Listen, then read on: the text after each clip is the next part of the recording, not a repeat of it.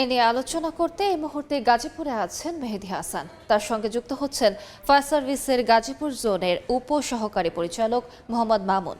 সরাসরি চলে যাচ্ছি মেহেদীর কাছে।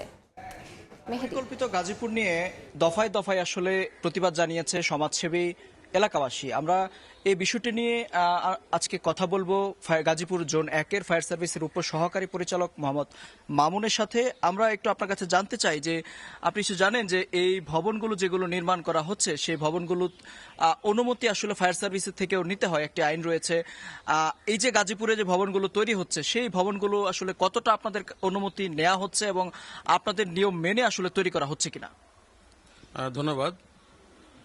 আপনারা জানেন যে ফায়ার সার্ভিস ও সিভিল ডিফেন্স অধিদপ্তরের একটি আইন রয়েছে, তার নাম হলো অগ্নি প্রতিরোধ ও নিরাপণ আইন 2003।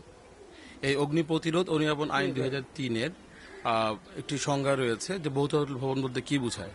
7 তলা বা তদূর্ধ্ব তলা বিশিষ্ট যে ভবনগুলো রয়েছে এগুলোকে বলা হয় বহুতল ভবন বা বহুতল আবাসিক ভবন। এই বহুতল আবাসিক ভবন, বাণিজ্যিক ভবন বা শিল্প কলকারখানা এগুলো নির্মাণের ক্ষেত্রে ফায়ার সার্ভিস ও সিভিল ডিফেন্স হতে একটি অনাপত্তি সনদ নিতে হয়। এই অনাপত্তি সনদ যখন দেওয়া হয় তখন সেখানে একটি সেফটি প্ল্যানের অনুমোদন করতে হয় এবং এই সেফটি প্ল্যানের মধ্যে সব ধরনের যে নিরাপত্তামূলক বিষয়গুলো, বিশেষ করে অগ্নি দুর্ঘটনার যে নিরাপত্তামূলক বিষয়গুলো সেগুলো অন্তর্ভুক্ত করা হয়। এবং এই সেফটি প্ল্যান যখন অনুমোদন হবে বা অনাপত্তি সনদ যখন দেওয়া হবে তখন নিশ্চিত করা হবে যে এগুলোকে সেখানে স্থাপন করা হয়েছে।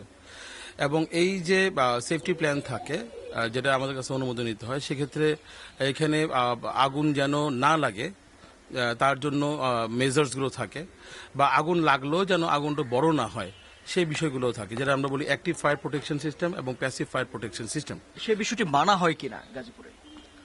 আমরা আমাদের যে ইন্সপেক্টরস আছে বা আমাদের যারা আছে অফিসার্স আছে তারা বিভিন্ন সময় পরিদর্শন করে, তারা নোটিশ দিয়ে আসে। আমরা জনসচেতন করার চেষ্টা করছি, নোটিশ দিচ্ছি যেন আমাদের কাছ থেকে এই অনাপত্তি সনদটা নেওয়া হয়। আমরা চেষ্টা চালিয়ে যাচ্ছি। এবং আপনারা যেটা বলতে চাচ্ছিলাম যে অনাপত্তি সনদ নেওয়া হলে আগুন যদি লেগেও যায় আগুন যেন বড় না হয় সে মেজার্সগুলো থাকে, এবং যেন ফায়ার সার্ভিস পৌঁছানোর আগে তারা যেন আগুনটাকে একটা সহনীয় মাত্রায় রাখতে পারে সেই সামগ্রিক বিষয়গুলোই এই নিরাপত্তামূলক বিষয়গুলো এই সেফটি প্ল্যানে থাকে। এই যে স্বাভাবিকভাবে এখন যে নগর আসলে গড়ে উঠেছে, এখানে অসংখ্য অপরিকল্পিত ভবন রয়েছে, সেটি আপনারাও জানেন, অন্যান্য স্টেক হোল্ডার তারাও জানে। তো এই যে একটি অপরিকল্পিত নগর গড়ে উঠেছে, যদি কোনো প্রাকৃতিক বড় কোনো দুর্ঘটনা ঘটে কিংবা ভূমিকম্প ঘটে, আসলে এই গাজীপুরের পরিস্থিতি কেমন হতে পারে? ধন্যবাদ। এটা একটা অ্যাসেসমেন্টের বিষয়, তবে যেটা বলবো যে এখানে সকল স্টেক হোল্ডার্সের দায়িত্ব আছে। আমরা বিশ্বাস করি prevention is better then cure, অর্থাৎ প্রতিকারের চেয়ে প্রতিরোধ শ্রেয়।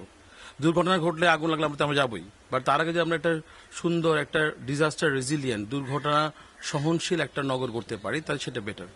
তার জন্য যেটা আমাদের বিনীত অনুরোধ থাকবে সবার প্রতি, আমরা যেন বিল্ডিং নির্মাণের ক্ষেত্রে বাংলাদেশ ন্যাশনাল বিল্ডিং কোডের যে বিধিবিধান রয়েছে সেগুলো অনুসরণ করি। কারণ বিএনবিসিতে স্ট্রাকচারাল সেফটি, অবকাঠামোর নিরাপত্তা এবং ফায়ার সেফটি এবং অন্যান্য সেফটি নিয়ে বলা আছে।